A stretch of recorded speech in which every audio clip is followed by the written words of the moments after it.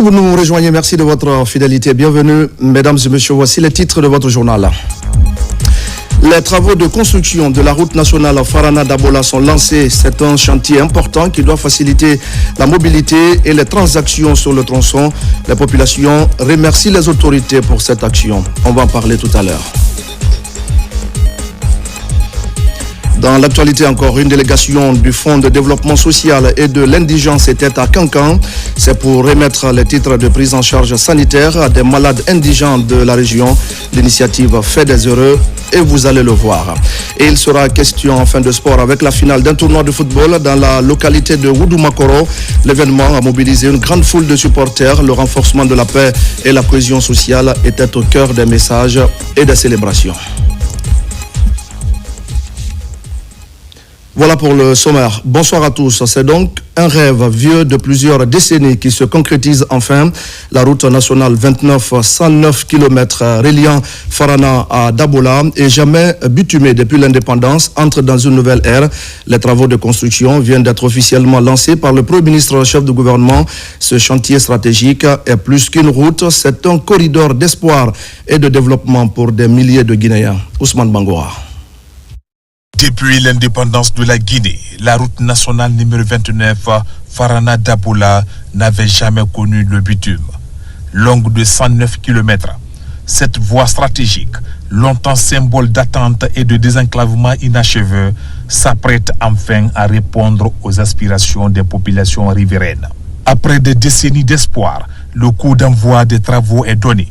Une étape majeure, conduite par le Premier ministre Amadou Ouriba, conformément à la vision du président de la République Mamadi Doumbouya, axée sur la modernisation des infrastructures et le renforcement de la connectivité nationale. Pendant des décennies, vous, population résiliente de Dabola et de Farana, avez exprimé une même aspiration, un même vœu légitime, voir enfin cette voie stratégique revêtue de bitume. Pendant des décennies, cette attente est restée sans réponse. Aujourd'hui, l'histoire tourne la page. Le gouvernement souligne l'importance capitale de ce axe routier, appelé à stimuler les activités économiques et à favoriser une meilleure intégration territoriale. L'importance de cette route pour le département, c'est quoi? Ça donne le choix aux Guinéens et nous, ça diminue la pression des routiers sur nos routes. Ça veut dire ça diminue le coût de l'entretien routier. La RN 29 relie deux territoires stratégiques de notre pays. Elle relie les bassins de production à des pôles de consommation. Elle relie le travail de nos paysans au marché. Elle relie les potentialités de nos régions à l'avenir de la Guinée.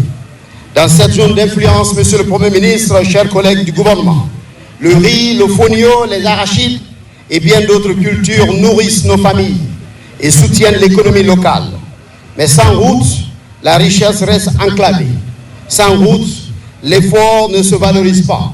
Sans route, le développement s'arrête. Pour le Premier ministre Amadou Ouriba, ce chantier incarne la volonté du gouvernement de traduire en actes concrets les engagements pris en faveur du développement équilibré des régions. Aujourd'hui, je peux dire que la refondation prend vraiment le sens de sa profonde signification.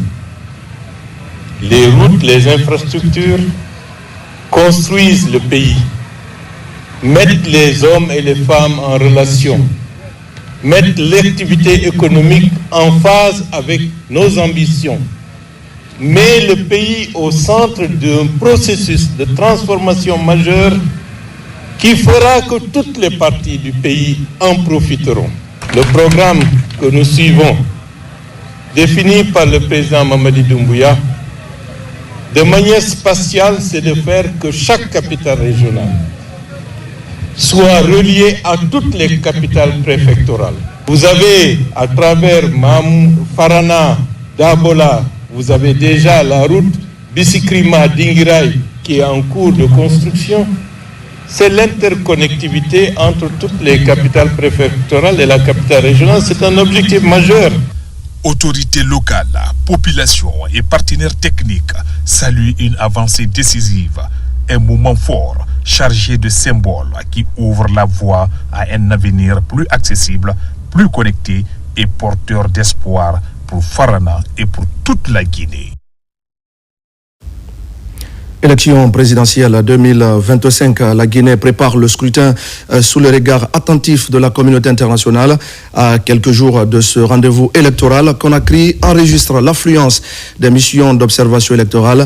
Dès leur arrivée, observateurs internationaux et nationaux ont pris part à une session d'information organisée par la Direction générale des élections. L'objectif d'outiller près de 10 000 observateurs sur les règles et principes de l'observation électorale en Guinée. C'est un reportage d'Amadou Touré et d'Abdul Razak Souma. Pour l'observation électorale du scrutin présidentiel du 28 décembre 2025, la Direction générale des élections a enregistré plus de 10 000 observateurs internationaux et nationaux. Sur le plan international, ils sont envoyés par des organisations à laquelle la Guinée est membre, comme la Manoriva Union, la CEDEAO, l'Union africaine, mais aussi l'Organisation internationale de la francophonie OIF et d'autres structures d'observation électorale internationale.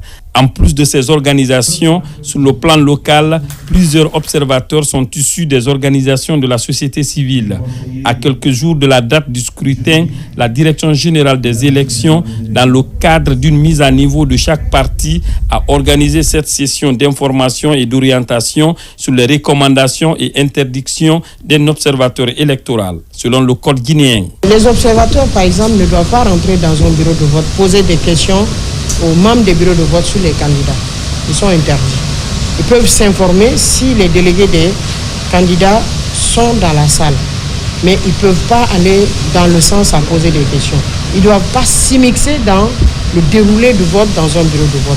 Ils ne doivent pas s'immiscer également dans le dépouillement. Ils sont là, ils observent ce qui se fait, ils notent. En plus des informations et des orientations, cette session a aussi permis à la directrice générale des élections de passer en revue pour ses observateurs internationaux l'ensemble des étapes du processus d'organisation du scrutin présidentiel, mais également éclairer la lanterne des observateurs internationaux sur les innovations apportées par le code électoral guinéen. Il est interdit l'usage du téléphone, pas seulement du téléphone, de tout outil informatique qui peut photographier votre vote dans l'isoloir. Donc les téléphones sont admis à l'intérieur du bureau de vote, mais pas dans l'isoloir. Donc là où vous prenez votre bulletin, vous laissez votre téléphone au secrétaire une fois que vous avez fini d'accomplir le vote, parce que ça enlève le secret du vote et ça favorise aussi le rachat de conscience. Parce que si quelqu'un a promis de voter pour un candidat et qu'il dit « amène-moi les preuves », il rentre, il vote pour lui, il l'amène et il va sortir pour prendre. Pourquoi pas d'enveloppe? Parce que c'est un bulletin unique, sécurisé.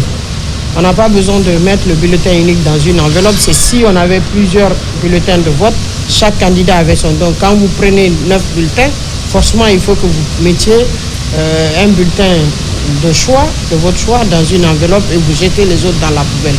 Mais la Guinée est sortie de ça il y a un peu plus longtemps.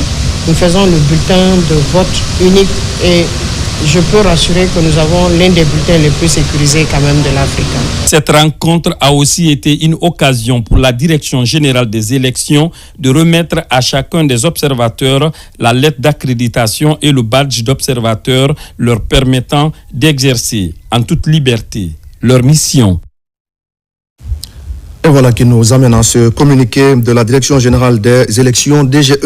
La Direction générale des élections porte à la connaissance de l'ensemble des électeurs et citoyens guinéens que, conformément aux dispositions du Code électoral, notamment en son article 90, seuls les électeurs régulièrement inscrits sur la liste électorale et munis de leur carte d'électeur sont autorisés à prendre part au scrutin, et ce, exclusivement dans le bureau de vote auquel ils sont rattachés. À cet égard, il est rappelé avec insistance que tout autre document, quelle qu'en soit la nature, ne saurait conférer à un citoyen le droit de voter en République de Guinée. La carte d'électeur demeure ainsi l'unique pièce admise pour l'exercice du droit de vote lors des consultations électorales. La Direction générale des élections, en sa qualité d'institution garante de la bonne application du Code électoral et des textes connexes, invite l'ensemble des citoyens, acteurs politiques, leaders d'opinion et usagers des médias à faire preuve de responsabilité et de civisme et à s'abstenir de toute communication ou initiative contraire aux procédures de vote prévues par la loi.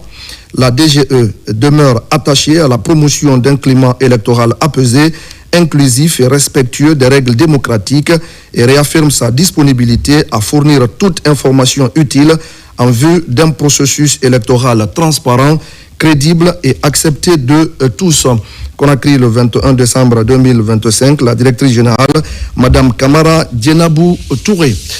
Mobiliser la jeunesse pour des élections apaisées, crédibles et inclusives, tel est l'objectif d'une rencontre d'échange tenue à Conakry à l'initiative du ministère de la Jeunesse. La rencontre a réuni des jeunes des différentes communes de la capitale autour de leur rôle dans le processus électoral. On fait le point avec Yara Diallo. À quelques jours de l'élection présidentielle du 28 décembre, les appels à la paix et à la cohésion sociale se multiplient. Le ministère de la Jeunesse réunit des jeunes venus de toutes les communes de Conakry pour échanger sur leur rôle et leur comportement en période préélectorale. Objectif: prévenir les tensions et promouvoir un climat de responsabilité citoyenne. Les jeunes sont partie intégrante du processus électoral. Quand vous partez au niveau des bureaux de vote, vous trouverez des jeunes qui contrôlent aussi le processus. Donc nous appelons les jeunes à observer la neutralité dans l'exercice de leur devoir citoyen, de ne pas céder à la provocation et surtout de véhiculer des messages de paix, tant au niveau de leur communauté, mais aussi au niveau de d'autres communautés dont ils ont accès. Cette mobilisation vise à outiller la jeunesse sur les enjeux de paix, de civisme et de participation responsable au scrutin présidentiel. Pour une élection présidentielle apaisée, nous réaffirmons notre volonté de contribuer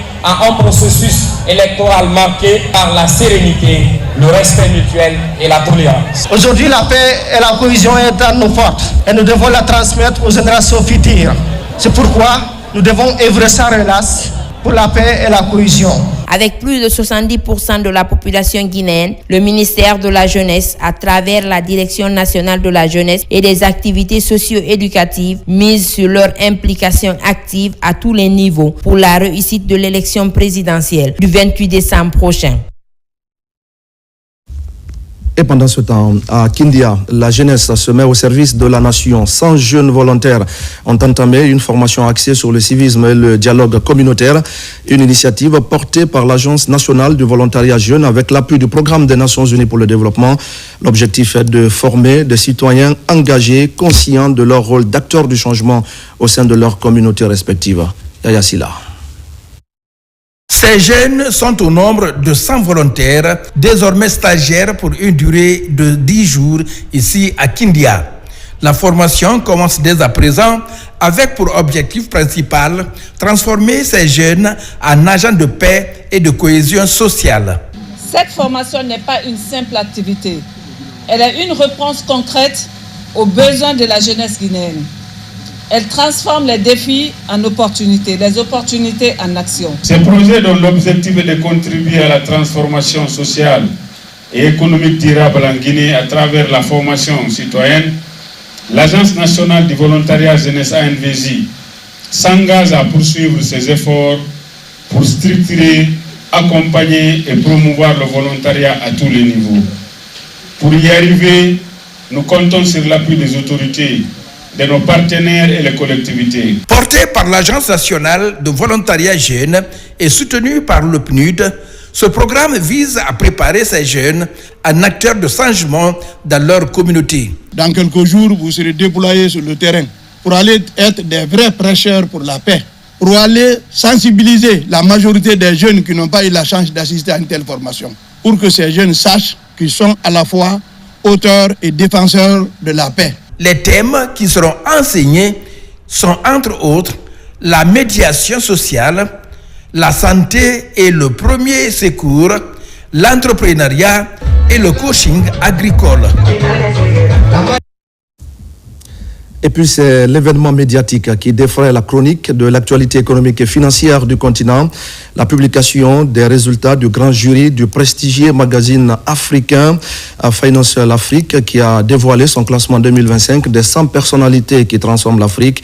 Et à l'annonce de ce classement révélateur, le pays, la Guinée, à travers son ministre de l'économie et des finances, s'est illustré de la plus belle des manières.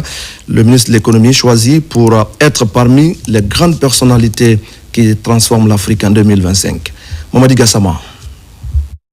Mourana Souma, classé parmi les 100 personnalités qui font bouger l'Afrique. Un classement rendu public par le magazine économique panafricain Financial Afrique au compte de l'année 2025. Je suis particulièrement honoré par cette distinction que je mets d'ailleurs à l'honneur de M. le Président, M. Mamadi Doumbouya, qui a cru en moi, qui m'a permis de conduire la politique économique de notre pays durant près de 2 ans. Que cela soit donc apprécié au niveau d'instances internationales, je ne peux que me réjouir, puisque au-delà de ma personne physique, c'est l'image de refondation prônée par M. le Président qui est en jeu. Et aussi, c'est le fruit d'un travail d'équipe qu'il faut également saluer avec le soutien de M. le Premier ministre, avec le soutien de l'ensemble des ministres composant le gouvernement. Dans cette édition, Mourana Souma se distingue également dans la catégorie des 5 meilleurs ministres africains de l'économie et des finances. Cette reconnaissance place le représentant de la Guinée parmi les profils jugés les plus influents dans la conduite des politiques économiques en Afrique au cours de l'année écoulée. Une distinction qui obéit à un certain nombre de critères. Le premier élément, c'est la notation. Et il vous souviendra que la Guinée, sous le leadership du président M. Mamadi Doumbouya, vient pour la première fois de 67 ans d'existence de la Guinée de faire cette notation inaugurale et qui nous a donné une note de B+, avec perspective stable. Le deuxième critère, c'est le niveau de l'endettement. À ce que je sache, le taux d'endettement de la Guinée est l'un des plus maîtrisés d'Afrique. Avant le rebasage, nous étions à 45%. Avec le rebasage, nous sommes à 29%. Le troisième critère, c'est le niveau de croissance économique. En 2025, nous sommes attendus à 7,1. Comme le quatrième critère, c'est le niveau de l'inflation. Le cinquième point, c'est le leadership. Le leadership, c'est une appréciation bâtie sur quelques éléments quantitatifs et donc là aussi, et qui permet d'évaluer la prouesse en termes, par exemple, de mobilisation. À ce titre, Mourana Souma intègre le cercle restreint des décideurs dont l'action est perçue comme contributive aux transformations en cours sur le continent. Merci à Mamadi Gassama. On va parler maintenant de la traque à la fraude et à la corruption dans le secteur de l'électricité en Guinée. Le ministère de l'Information et de la Communication et la Direction générale de l'EDG conjuguent leurs forces. 40 journalistes des médias publics et privés sont actuellement en formation. Ils renforcent leur connaissance des techniques de détection, d'information et de sensibilisation contre la fraude. Abakar Ami Kamara et Terno Younoussaba. Le gouvernement a engagé des réformes et des refontes importantes pour contrer l'obscurité et gagner la bataille de l'électrification de la Guinée. Pour y arriver, la lutte contre la fraude s'impose avec acuité. Les médias publics et privés ont un rôle important à jouer, d'où la tenue de cette rencontre. Ici, plusieurs thématiques sont au programme, dont le journalisme des solutions, les techniques d'investigation et entre autres. Nous avons pensé justement travailler à sensibiliser, non seulement mais aussi à outiller les journalistes sur les techniques de détection, de sensibilisation, mais aussi d'information dans la lutte justement contre ces travers. Et nous sommes sûrs que ceux qui sont là sont représentatifs de la presse et qu'au sortir de cette rencontre, nous allons enregistrer, à mon avis, des succès par rapport à la mise en œuvre de vos projets et programmes. L'occasion était bonne pour la direction générale de l'EDG qui a appuyé la présente formation de mettre l'accent sur le rôle des médias dans la résilience du secteur. On est des vecteurs qui sont suffisamment outillés en termes d'information pour éviter que les situations ne soient hors de contrôle. Donc c'est pourquoi nous faisons beaucoup de sensibilisation pour que tout ce qui consomme l'électricité comprenne de plus en plus qu'il s'agit d'un produit marchand et qu'il faut le payer. L'autre sensibilisation, c'est par rapport à certains comportements. C'est les branchements illégaux, les branchements clandestins. Avec vous, les hommes et les femmes de médias, je pense que si nous sensibilisons, ça peut aider à faire changer de comportement. Notre rôle dans cette thématique, c'est bien la sensibilisation. Nous devons sensibiliser les clients de l'EDG à s'acquitter de leurs factures, à lutter contre la corruption, à dénoncer les agents de l'EDG qui viennent pour faire des branchements clandestins.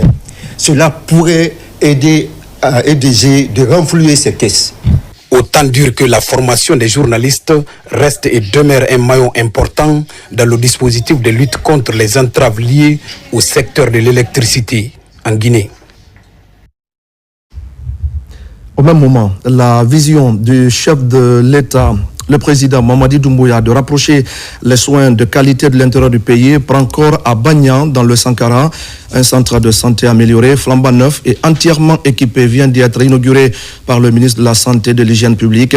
Pour les populations de cette sous-préfecture, l'accès aux soins n'est plus un parcours du combattant, mais bien une réalité qui réconforte. C'est un reportage sur place de Tierno Maroufba et Mohamed Mpati Kamara. Ce vieux bâtiment colonial servait de pôle de soins dans la commune rurale de Bagnan. Avec la démographie, l'État en partenariat avec la Banque islamique de développement avait lancé sa rénovation et son extension. Quelques mois après, de nouveaux bâtiments sont construits et équipés. Aujourd'hui, l'édifice abrite un centre de santé amélioré. L'infrastructure est composée d'un bloc opératoire, un laboratoire, une pharmacie, des salles d'hospitalisation, une salle d'échographie et une maternité. Cette réalisation contribue de manière significative à l'amélioration de la couverture géographique des services de santé et répond aux aspirations des populations à bénéficier de soins de qualité. Réalisé dans les normes sanitaires requises, le centre de santé amélioré de Bagnan est aussi doté d'une morgue. L'idée vise à rapprocher les offres de soins en zone rurale. Aujourd'hui, avec ce centre de santé amélioré, une femme pourra accoucher dignement, librement. Ce sont des soins de proximité que vous avez ici. Et c'est ça l'objectif. C'est cela le message du chef de l'État. De rapprocher les soins de santé de qualité des populations. À l'image de Bagnan, plusieurs localités du pays autrefois en manque de structures sanitaires adéquates sont aujourd'hui dotées de structures sanitaires. Cette décentralisation dénote la vision du président de la République matérialisée par le ministère de la Santé et de l'Hygiène publique. Cancan vient également de vivre un moment d'humanité exceptionnel. Une délégation du Fonds de développement social et de l'indigence était sur le terrain, je le disais au sommaire, au cœur de la mission, la remise officielle de titres de prise en charge sanitaire à des malades indigents de la région. Une politique sociale impulsée par le chef de l'État pour garantir l'accès aux soins des couches les plus vulnérables de notre pays. Moussa Kouyaté. La région de Cancan a constitué l'avant-dernière étape de cette campagne de remise des titres de prise en charge sanitaire aux malades indigents. Ici au siège régional du Fonds de développement social et de l'indigence, les statistiques annoncées sont satisfaisantes. Depuis l'avènement du CNRD, le 5 septembre 2021, à nos jours, près de 10 000 malades indigents ont bénéficié de la prise en charge sanitaire intégrale. Derrière ces chiffres, ce sont des vies sauvées, des familles soulagées et des dignités restaurées. Je remercie effectivement et infiniment le général Mamadi Doumbouya, le président de la République, pour son courage, pour son humanisme et pour son sens de responsabilité face aux différents problèmes socio-professionnels. Je suis très content et très fier de bénéficier aujourd'hui de cette prise en charge. Car ça fait des années que je suis dans cette situation. Je souffre d'une nécrose de la tête féminine. Les autorités ont salué l'engagement social du chef suprême des armées en faveur des plus démunis. Et les gens qui ont bénéficié sont des gens qui sont dans une position très difficile, de précarité, de difficulté, de santé.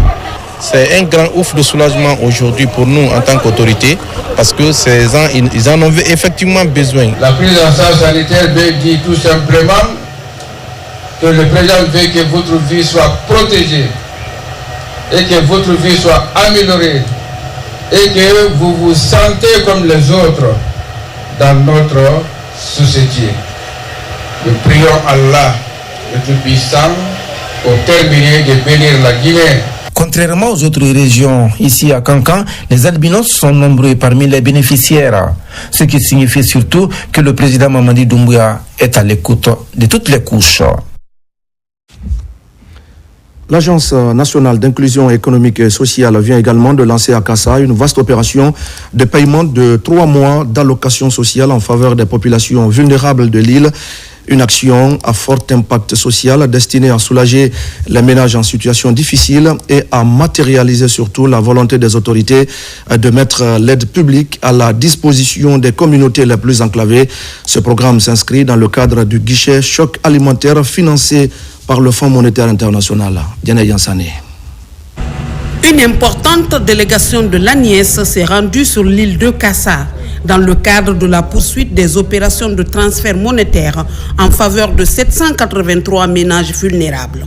À Kassa comme à Fotoba, chaque ménage bénéficie d'un appui de 750 000 francs guinéens. Il s'agit du 9e transfert monétaire au profit de ces populations.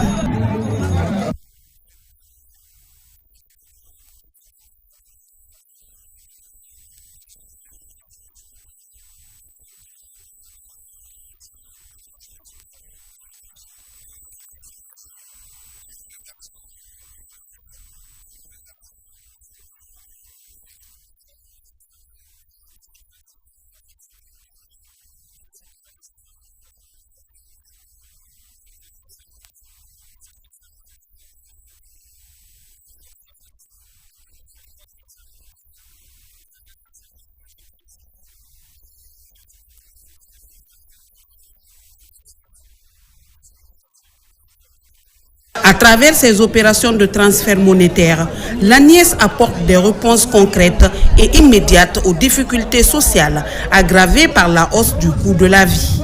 En renforçant le pouvoir d'achat des ménages, l'État guinéen, à travers l'ANIES, aide les bénéficiaires à faire face aux effets de l'inflation en facilitant l'accès aux produits de première nécessité. Ce que le président a fait pour nous, c'est du jamais vu ici à Kassa. À 70 ans de ma vie, je n'ai jamais reçu un don venant d'un président. Du coup, je ne vais jamais me fatiguer de remercier le président Mamadi Doumbouya. Avec ce type d'initiative, l'ANIES s'affirme comme un outil stratégique de l'État guinéen pour promouvoir l'inclusion sociale.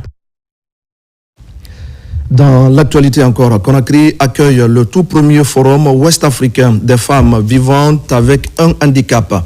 Pendant 48 heures, des participantes de la sous-région échangent sur leurs défis quotidiens. L'idée est de briser le silence et d'interpeller les décideurs sur les discriminations qui persistent encore. On fait le point avec ça, Alou Diombuno. Célébrer la femme est devenu une habitude, mais donner la parole à la femme vivant avec un handicap demeure encore une initiative rare. Pour la première fois en Afrique de l'Ouest, ces femmes se retrouvent autour d'un forum qui leur est entièrement dédié. Un espace d'expression, de plaidoyer et de partage d'expériences. Le forum représente pour moi une très grande victoire. Nous avons mis cette initiative en place depuis septembre 2023. Nous nous sommes battus et c'est vraiment une fierté, une grande réussite ce forum première édition Roufa. En Guinée, selon le recensement général de la population et de l'habitat de 2014, les femmes vivant avec un handicap représentent environ 1,3% de la population féminine. Les personnes en situation de handicap demeurent encore confrontées à de nombreuses discriminations et inégalités socio-économiques. Ces inégalités se traduisent notamment par un accès limité aux services sociaux de base tels que la santé, l'éducation, la protection sociale. La Guinée dispose d'un cadre juridique visant à protéger et à promouvoir les droits des personnes handicapées. L'inclusivité est au cœur même de la Constitution. La Constitution est allée plus loin et a reconnu que les valeurs culturelles soient respectées. Mais en débat, toutes les valeurs culturelles qui forment des stéréotypes en faveur ou contre à l'encontre des personnes handicapées. À travers ce forum, les participants espèrent faire entendre leur voix et impulser des actions concrètes pour une Afrique de l'Ouest plus inclusive et plus équitable. Et c'est ce qui nous amène à la signature de convention entre l'Institut de recherche agronomique de Guinée et une université indienne, un programme de transfert de compétences et de réseautage pour qualifier le personnel des chercheurs. Il s'agit surtout d'un plan d'action de professionnalisation afin de mieux répondre aux attentes des producteurs. Fodé Camara. Une passerelle de coopération vient d'être ouverte entre l'Institut de recherche agronomique de Guinée et une université indienne. Une convention de partenariat qui met un accent particulier sur le renforcement de capacités pour la maîtrise des outils de mise en œuvre de l'agriculture de pointe. In Guinée-Conakry, first and foremost, à l'issue de cette convention, nous avons eu un étudiant de l'Irak pour la thèse doctorale en agriculture et nous voulons poursuivre la formation des cadres de l'Irak et des cadres du ministère de l'Agriculture de la Guinée de façon générale à travers l'Irak. Renforcer la capacité du personnel de l'Irak va dans le sens de booster le capital humain de l'Irak. Et booster le capital humain de l'Irak va également aussi dans le sens d'améliorer la qualité de nos semences. D'une durée de 5 ans, cette convention va permettre au personnel de l'Institut de recherche agronomique de Guinée de suivre des cours de master et de doctorat de haut niveau en recherche-développement. Principal résultat attendu, la qualification continue du personnel des stations et des centres régionaux de recherche agronomique. Nos attentes par rapport à ces partenariats, c'est tout d'abord la mise en réseau. L'Irak va se trouver dans un réseau de chercheurs, dans un réseau de laboratoires, dans un réseau de producteurs de semences certifiés. L'Irak pourrait désormais rehausser le niveau de recherche pour amorcer le développement agricole en République de Guinée. Conformément au plan d'action de l'Institut de recherche agronomique de Guinée, cette convention va profiter à une dizaine de chercheurs pour répondre aux besoins de semences améliorées, de gestion de la fertilité des sols et même d'amélioration des pratiques d'élevage. Et c'est dans ce contexte que le secteur avicole guinéen se dote de nouveaux experts. 20 formateurs issus des 4 écoles nationales d'agriculture et d'élevage viennent de boucler une formation de 3 ans. Ce programme est le fruit d'une synergie entre le ministère de l'élevage et celui de l'enseignement technique. La cérémonie de remise des diplômes, symbole de cette réussite, s'est déroulée dans la sous-préfecture de Bofa. Marie-Angélique Bangoura, Aminata Kourouma. Dans la préfecture de Bofa, à 145 km de Conakry, précisément à Koba-Tetema, 20 formateurs ont séjourné durant 4 années pour se former aux bases de l'élevage avicole. Cette formation a été rendue possible grâce au PEFAG, projet d'appui aux fondamentaux et aux filières avicoles de Guinée. Pour sa première phase, le projet livre aujourd'hui sa première promotion de formateurs, désormais prêts à servir au sein des écoles nationales d'agriculture et de l'élevage de Guinée. Nous essayerons de capitaliser ces efforts dans nos différentes structures. Nous essayerons de les pérenniser afin que la profession de l'agriculture soit une profession professionnelle de qualité pour enfin booster les productions. Ce sont les formateurs des ENAE qui sont ciblés par le PEFAG pour bénéficier des modules de formation que eux, à leur tour, ils doivent donner aux agriculteurs sur le terrain. Et ces agriculteurs ont effectivement besoin d'être formés. La mise en œuvre de ce projet a bénéficié de l'appui de partenaires clés, notamment l'Agence française de développement, aux côtés d'autres partenaires techniques et financiers.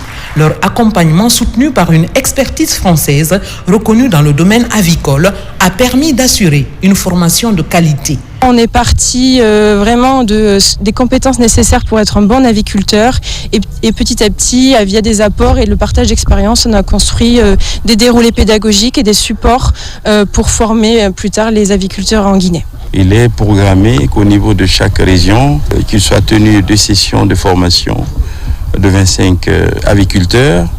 Alors si vous faites le total, ne serait-ce que pour l'année prochaine, nous serions dans 50 au niveau de chaque région, multiplié par 4. Issu de 4 NAE du pays, cette première promotion constitue un acquis majeur pour la Guinée, dans la perspective de renforcer durablement l'expertise nationale et de dynamiser le secteur de l'élevage.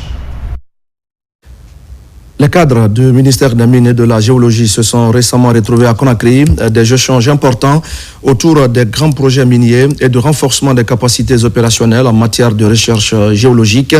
C'est une réorientation nécessaire pour mieux valoriser le patrimoine national. Maïmouna Bella Diallo. À la Direction nationale de la géologie, l'approche est nouvelle. C'est un partage d'expériences sur l'histoire et les défis de la géologie. Une approche participative permettant d'enregistrer des résultats conformément à la lettre de mission assignée à cette direction stratégique du ministère des Mines. La journée récréative, nous avons le panel dedans. C'est pour renforcer l'esprit d'équipe et la fraternité au sein de la Direction nationale de la géologie. C'était un honneur de venir ici partager avec les ingénieurs géologues de la situation, l'historique, les défis, les perspectives de la recherche géologique. Mais surtout de la formation et puis de la diversification de méthodes de recherche en Guinée pour diversifier un peu les méthodes d'exploitation des ressources minières guinéennes. Les travailleurs venus des différentes directions du département des mines et de la géologie sont satisfaits de l'initiative. La rencontre vise à renforcer les capacités opérationnelles des cadres dans la recherche géologique. Il était nécessaire qu'au moins une fois dans l'année, qu'on se trouve une journée où on pourrait se réunir entre cadres, entre collègues pour échanger de nos acquis, projeter l'avenir, tirer les leçons de nos erreurs et pouvoir passer des moments de convivialité, vraiment d'amitié. Ce panel nous a permis d'avoir beaucoup d'expérience et de connaître l'historique d'abord du ministère des Mines et ensuite de la Direction nationale de la géologie et celle des mines aussi. La Guinée, un véritable scandale géologique dans un contexte de refondation. Le renforcement de capacités des cadres est une priorité. Dans le reste de l'actualité, l'Office guinéen des parcs et réserves de faune intensifie ses efforts pour protéger l'intégrité de ses ressources naturelles. Dans cette bataille pour la préservation, le gouvernement canadien apporte un soutien déterminant en faveur du parc national du Mouin-Bafing. Les représentants des préfectures de Mamou et d'Abola étaient en conclave, une rencontre pour définir les politiques efficaces de gestion et de conservation des ressources naturelles. On fait le point à Mamou avec Mamadou Paté Baldé, notre correspondant sur place. La gestion durable des ressources naturelles du parc national du Mouin-Bafing mobilise le gouvernement et ses partenaires. Dans le but d'accompagner l'Office guinéen des parcs nationaux et réserves de faune dans la protection de l'intégrité de ce patrimoine, l'IPADI échange avec les agents conservateurs de la nature, des autorités, élus locaux et services judiciaires des préfectures de Mamou et d'Abola sur la question. Notre ambition, c'est effectivement qu'à la fin du projet, que le gouvernement guinéen, à travers l'Office national des réserves et faune, soit capable d'assurer l'ensemble des activités qui ont été menées durant l'existence du projet. C'est aussi de permettre à l'ensemble des ministères sectoriels de pouvoir s'approprier de ce que nous avons fait durant la mise en œuvre du projet. L'ambition de l'IPADI est d'amener ces acteurs à la mise en place des pratiques innovantes afin de renforcer la surveillance et la protection des écosystèmes. C'est une potentialité aujourd'hui qui dépasse notre attendement. Ce que nous avons vu, les espèces que nous avons retrouvées, le nombre de plantes que nous avons retrouvées, les espèces vivantes qui sont dans le parc, nous devons nous donner à fond pour protéger ce parc. Cette initiative portée par l'Office guinéen des parcs nationaux de réserve de faune, avec l'appui du projet Femmes Pro Forêt, s'inscrit dans une dynamique nationale de préservation de notre patrimoine naturel. Face à ces menaces, nous devons agir avec rigueur et solidarité. Dans le but d'atteindre les objectifs visés, des messages de sensibilisation ainsi que l'élaboration de plans d'action opérationnels ont été réalisés avant cette rencontre de 3 jours à Mamou en vue de protéger ce patrimoine commun à nous tous. Retour à Conakry, à Kaloum, l'ONG Entreprendre Ensemble redonne le sourire aux enfants déshérités. Vivre, non-vivre et autres cadeaux ont été distribués à l'occasion des fêtes de Noël. Un geste de solidarité vivement salué par les bénéficiaires. Alpha Isiagaba, Maïmouna Bella Diallo. C'est une journée historique pour les enfants déshérités.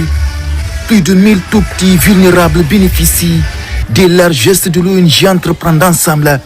Le geste de solidarité s'inscrit dans une vision plus large pour soutenir ces enfants défavorisés. On a une majorité qui viennent des orphelinats, donc on a les enfants atteints d'albinisme également, on a les sourds-muets, on a aussi donc des enfants, comme je le dis, qui viennent depuis Koya jusqu'à Conakry et qui viennent d'écoles publiques. C'est vraiment ceux que nous appelons à partager un moment festif avec eux, avec des cadeaux éducatifs, des cadeaux ludiques qui leur permettront d'entamer l'année 2026 dans un esprit serein et nous partageons tout l'amour que nous avons pour eux. Le geste est d'une haute portée sociale. Il a permis de redonner du sourire à ces enfants défavorisés de Conakry. Offrir une journée comme ça pour les enfants en termes de cadeaux, en termes de nourriture, mais aussi de loisirs, ils ont eu droit aux jeux et à des ateliers de fabrication. Cela vraiment rentre en droite ligne de l'exécution de la politique du gouvernement en matière d'épanouissement des enfants. Parce que quand vous prenez la question de l'enfant, c'est comment prévenir les problèmes liés à leur existence, donc tout ce qui est protection, mais aussi il faut valoriser leur bien-être. Ce geste de l'ONG Entreprendre Ensemble n'est pas nouveau.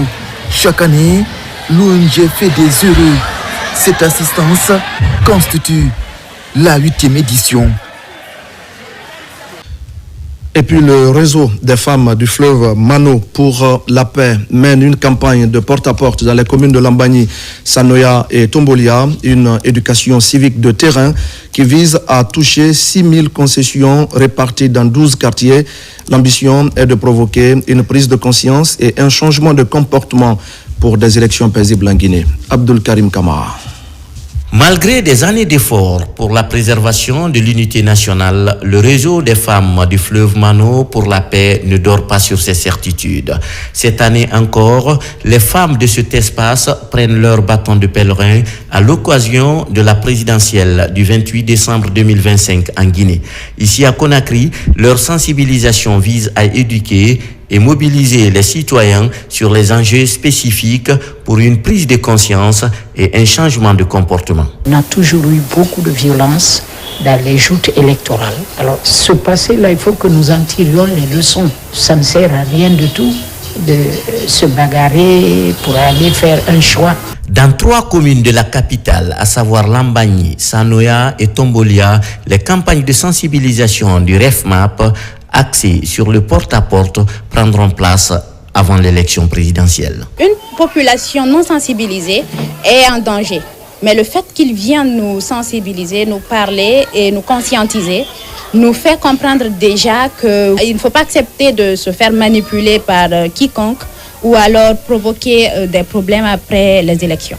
Au cours de cette campagne, plus de 6000 concessions réparties dans 12 quartiers seront directement touchées par les messages de paix, de tolérance et de responsabilité citoyenne. Notre engagement ne fait pas défaut. On peut vous donner avec garantie, moi dans mon quartier, que vraiment les élections se passent dans les meilleures conditions et sans problème. J'ai déjà sensibilisé tous les chefs secteurs à accompagner l'équipe de sensibilisation pour la paix dans les foyers, dans les ménages. Après 25 ans dans la prévention, la gestion et la résolution des conflits, le REFMAP compte toujours sur l'implication des femmes dans la préservation de la paix avant, pendant et après chaque élection. La caravane nationale de paix initiée par le Mosacode a récemment entrepris un périple impressionnant. Vous allez le voir dans la préfecture de Kouroussa. La mission est allée sensibiliser la population du district de Wassaya aux enjeux de la paix et de la cohésion sociale en cette période électorale. La démarche satisfait les citoyens qui s'engagent en faveur d'un scrutin sans violence. Mahmoudou Silla et Marwan Kamara. Pour sensibiliser à la paix et à la cohésion sociale, aucun obstacle, aucune distance ne semble arrêter l'équipe du Mosacode à l'intérieur du pays. Il a fallu pour la mission parcourir des kilomètres de routes parfois difficiles, une traversée du fleuve Niger à bord des bacs pour atteindre le district de Wassaya, sous-préfecture de Bamfele, préfecture de Kouroussa. L'objectif est clair, toucher les zones les plus enclavées du pays pour garantir un climat électoral apaisé. Nous sommes sortis le Mosacode, sillonné dans toutes les régions pour lui montrer au peuple guinéen qu'on est sorti, on a besoin de la paix et de la quiétude. Ce vote, on souhaite que ça se passe dans les meilleures conditions. Sous les arbres, sages et autorités locales se joignent à la délégation pour multiplier des échanges directs avec la population de Wassaya. Les messages portent sur la préservation de la quiétude sociale et le respect des différences. Demander Dieu afin qu'il y ait vraiment la paix sociale et l'entente entre les fils et filles du pays. À chaque prière, nos imams sont en train de donner les prières pour que la paix soit en Guinée. Il n'y a pas autre chose ici, c'est seulement la paix. Cette journée éducative est suivie par des prières et bénédictions. Parmi les vœux formulés, le maintien de la paix en cette période électorale et le souhait de voir le district de Wassaya érigé en sous-préfecture. La préfecture de Mamou marquera la 7e étape de cette tournée nationale du Mosacode. Merci à Marwan Kamara. Tenu à Kalako, dans la préfecture de Forekaria, d'une cérémonie de lecture du Saint-Coran. C'est une initiative des citoyens de la localité en collaboration avec les hommes en tenue basés à Kalako. Des bénédictions ont été dites pour les dirigeants du pays, la paix, le renforcement du vivre ensemble et pour que le processus électoral se passe dans la sérénité. Le point avec Moussa Bangoura et Sidiki Sissé. Les cérémonies de prière et de lecture du Saint-Coran se multiplient partout dans le pays. Ici à Kalako, commune rurale de Kaléa, à Forekaria, sages, jeunes, femmes et agents du groupement des forces spéciales basés dans la localité sont mobilisés. Ils prônent la paix, le vivre ensemble, le développement et la stabilité en cette période électorale. Nous avons organisé cette lecture du Saint-Coran pour apporter la paix et la quiétude dans le pays. On remercie le bon Dieu pour qu'il accorde la paix et sa divinité pour la Guinée. Ça, c'est l'initiative venant de la communauté. Faire la lecture de Saint-Coran au nom du président de la République. Le travail qui a été fait pour eux, vraiment, ils sont reconnaissants. Le message que je voulais passer à la population de Kalako, les biens faits du président de la République, de prendre soin. Le Coran a été lu plusieurs fois. Des bénédictions ont été formulées pour le peuple de Guinée, pour le président de la République et son gouvernement, mais également pour que ces échéances électorales se passent dans les conditions les meilleures.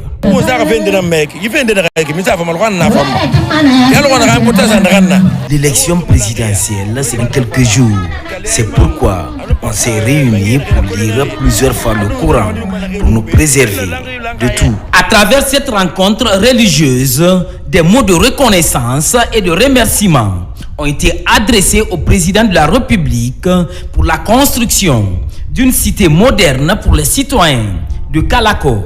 Une cité qui comprend près de 50 bâtiments, une école et une mosquée.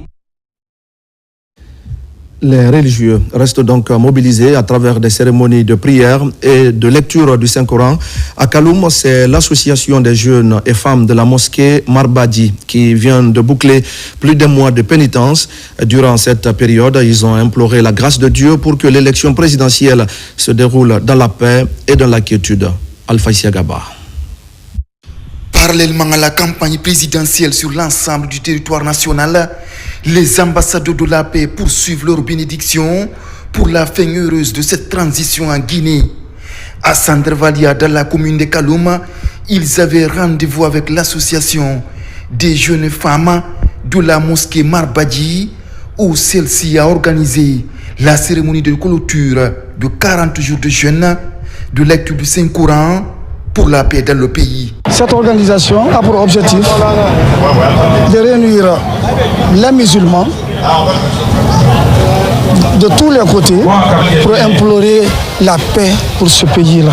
Invité d'honneur de cette cérémonie, le président et doyen des ambassadeurs de la paix en Guinée a invité les Guinéens à la fraternité et au respect des principes et règles qui régissent notre société. En ma qualité de président des ambassadeurs de paix et le doyen des ambassadeurs de la paix en République de Guinée, au nom de mes collègues, nous vous disons merci parce que nous avons lancé en République de Guinée que tous les ambassadeurs de paix n'ont qu'à organiser la prière avant, pendant et après cette élection pour que la paix règne dans notre pays.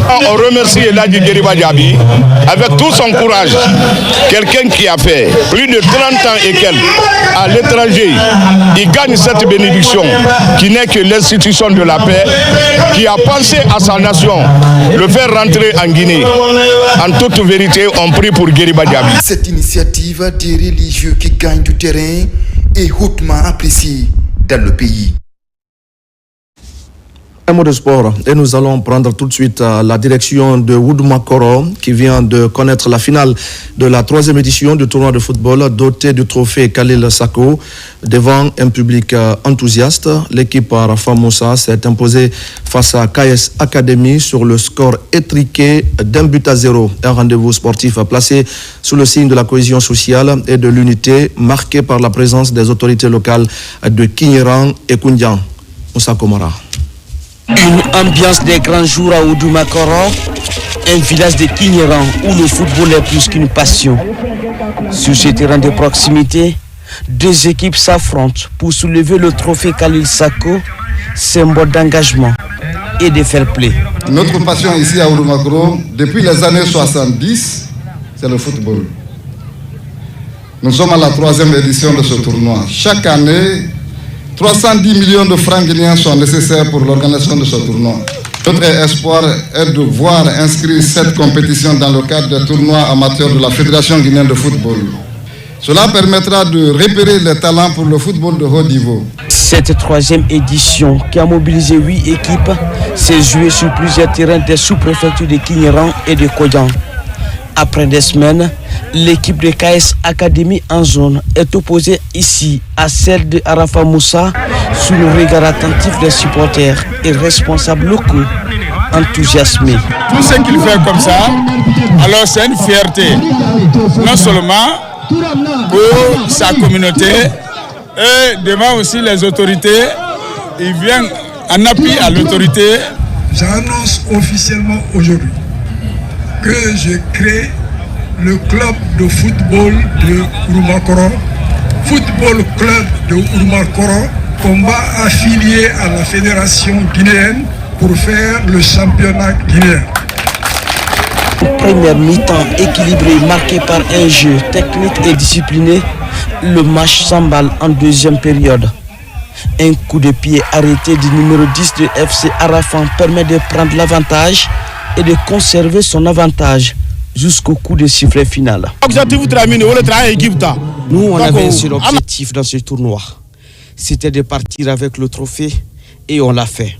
Nous remercions les organisateurs. Ça a été une belle aventure pour nous. Aucun incident n'a été signalé durant cette 3e édition. Chaque équipe répare avec un prix, une enveloppe. Rendez-vous est donné pour l'année prochaine pour développer le football à la base. Et voilà, mesdames et messieurs, c'est la fin de ce journal. Merci à tous de l'avoir suivi.